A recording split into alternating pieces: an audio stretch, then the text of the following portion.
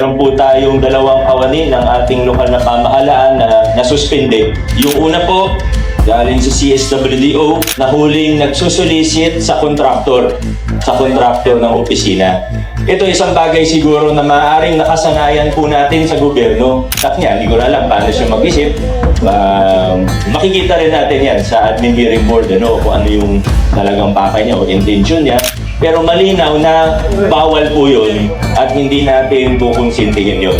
Pangalawa po, meron tayong empleyado mula sa Treasury o sa City Treasurer's Department na umamin naman siya na tumatayo siya na parang fixer. Ito, may mga bagay lang po na siguro hindi masyadong masaya, pero kasama po sa trabaho natin. Alam niyo naman, mula 2019, ang isa sa pangunahing layunin natin ay maglinis ng pamahalaan at higit pa rito, baguhin ang kultura ng paggogobyerno, baguhin ang kultura ng gobyerno para masanay tayo at isabuhay natin ang isang pamahalaan, paggogobyerno na maayos, malinis, bukas at may pananagutan sa taong bayan. Kaya pag meron po tayong nakikita na hindi maganda o hindi tama, hindi po tayo nagbubulag-bulagan. Ano man ang posisyon, sino man ang may sala, anumang opisina nang galing, talagang siniseryoso po natin. Noong nakaraang linggo, meron po tayong dalawang kawani ng ating lokal na pamahalaan na nasuspende. Preventive suspension pa lang ito, kaya hindi ko muna babanggitin yung mga detalye. Dadaan pa po ito sa admin hearing board. Makikita kung talagang administratively liable po sila. At kung ganun po, maaari silang masuspindi pa o maaari silang ma-dismiss. Yung una po, galing sa CSWDO, hindi na po natin muna babanggitin yung pangalan, muli po, preventive suspension. Pero tandaan po natin sa admin case, substantial evidence po, administratively liable ka na. Ibig sabihin, may konting ebidensya. Minsan, alam naman kasi natin, pero mahirap maghanap ng ebidensya, hindi po ba? Pero sa admin case, basta may substantial evidence, yun na po yun. Yung ating kasama mula sa CSWDO na huling nagsusolicit sa kontraktor ng opisina.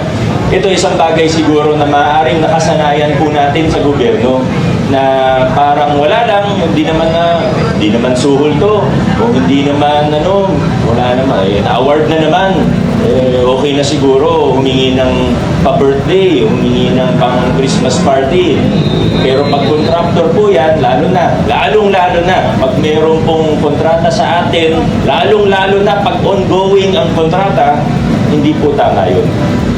Hindi po tama yun. Kaya nga tinigil natin yung practice.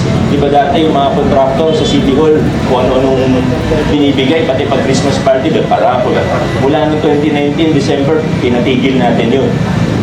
Ngayon, may mga ibang empleyado, siguro hindi pa na-realize o maaaring alam niya, hindi ko alam. Hindi ko naman alam kung ano nangyayari sa utak niya. Hindi ko na alam paano siya mag-isip.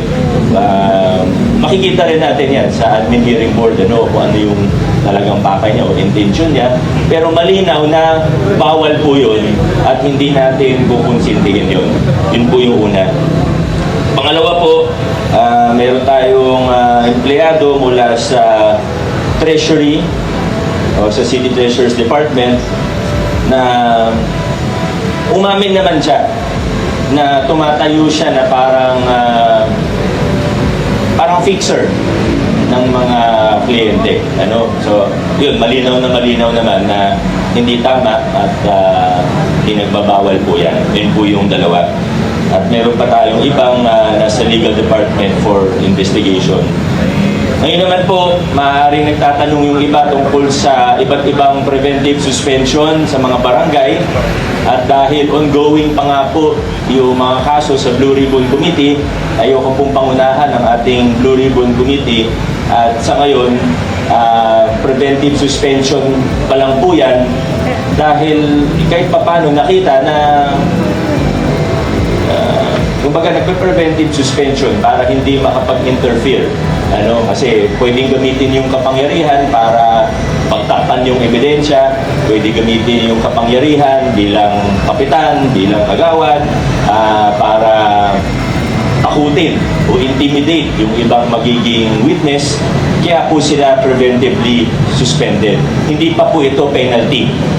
So mag-trial pa naman, o anong proseso ng Blue Ribbon Committee, antayin na po natin.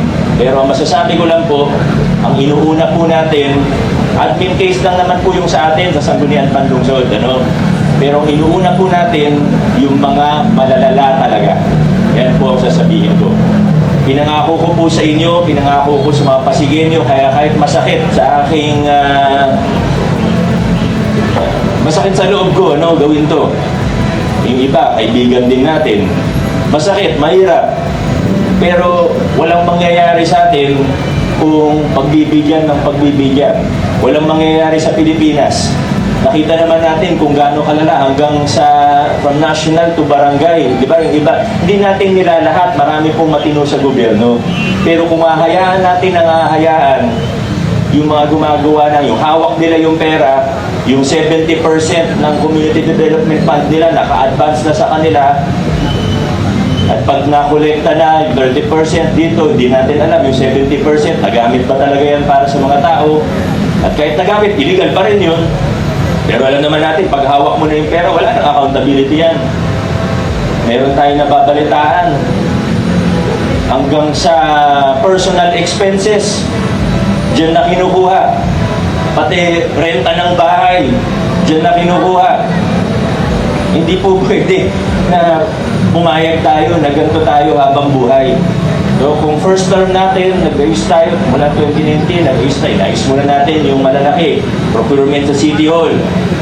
Diba? Inayos natin. Second term, may mga nakita pa tayong maliliit, nag-ayos pa rin tayo. Hindi naman natin mape-perfecto, may dalawa nga tayo na suspended, pero maliliit na lang yun. Pero ngayon, di ba, nung nag-umpisa yung third term natin, sinabi ko, pinangako ko sa inyo na kailangan tumagos sa mga reforma ng city level hanggang sa barangay, at ito na po yun. Kaya sa mga sumusuporta, sa mga tumutulong, lalo na hanggang sa mga ordinaryong mamamayan na tumutulong, ito lang po ang masasabi ko sa inyo. Bukod sa pasasalamat ay konting paalala lang din na opo, kailangan mag-demand tayo ng accountability sa ating mga opisyales, pero balansehin din natin. Ibig sabihin, huwag naman tayo yung naghahanap ng mali. Hindi naman din tama yun. Pag may magandang ginagawa, kilalanin din natin. Marami rin naman magandang ginagawa ang mga barangay officials natin sa iba't ibang barangay. Pero oras na may makita tayong hindi tama, lalo na pagtungkol sa pondo ng taong bayan, kailangan magsalita po tayo. Hindi tayo dapat magbulag-bulagan, magmanghangan, na kunyari wala tayong nakikita. Yung iba kasi, lalo na pag medyo nakinabang lang ng konti, hindi na magsasalita. O kaya medyo natakot, naintindihan naman natin, minsan nakakatakot talaga. Pero para sa bayan, kailangan magsalita po tayo. At pag nakarating naman po sa atin dito sa City Hall, sa Sangguniang Panlungsod, ang assurance namin sa lahat ay magiging patas tayo, evidence-based. Di natin titingnan kung kaninong pangalan ang nakasulat dyan. Di natin titingnan kung sinong kakilala niyan, kundi evidence-based lang po tayo. Kung anong sinasabi ng ebidensya, yun lang po tayo. At hindi rin namin magagawa ito, yung mga reforma na ginawa natin sa city level, hindi po yan tatagos sa barangay kung hindi po nagtutulungan ang nakararami sa mga Pasigenyo. Kaya sa mga tumutulong at sumusuporta dito sa ating hangarin at sa ating ginagawa, maraming salamat po. Muli po sa ating mga kasama ngayong umaga, pasensya na po, medyo seryoso ang ating dulong bahagi ng mensahe ngayong flag raising, lalo tuloy uminit ng panahon, pero hindi ko na masyadong hahabaan din dahil parami yung payong na nakabukas. Maraming salamat, good morning, have a great week everyone.